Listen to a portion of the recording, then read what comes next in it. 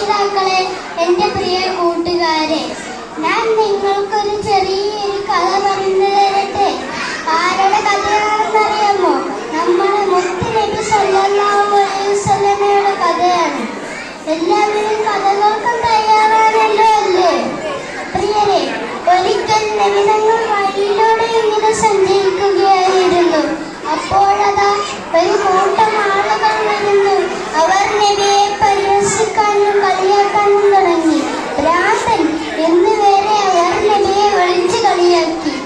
പാവം നമ്മുടെ നബിതങ്ങൾ എല്ലാം പുഞ്ചിരിച്ചുകൊണ്ട് കേട്ടു നിന്നു. അപ്പോൾ അവർക്കിടയിൽ നിന്ന് ചിലർ കല്ലെടുത്ത് വരെ നബിയെ എറിയാൻ തുടങ്ങി. നബിയുടെ കാലിൽ നിന്ന് ചോര വരാൻ തുടങ്ങി. അപ്പോൾ ജിബ്രീൽ അലൈഹിസ്സലാം നമ്മോട് ചോദിച്ചു, പൊന്നാര നബിയെ, ഈ കാണുന്ന മല അവർക്ക് നേരെ മരിക്കട്ടെയോ? അപ്പോൾ നമ്മുടെ മുത്തനബിയുടെ മറുപടി എന്താണെന്നറിയാമോ കൂട്ടുകാരെ? വേണ്ട ജിബ്രീലേ, അവർ അറിയില്ലാത്ത ദൂരായ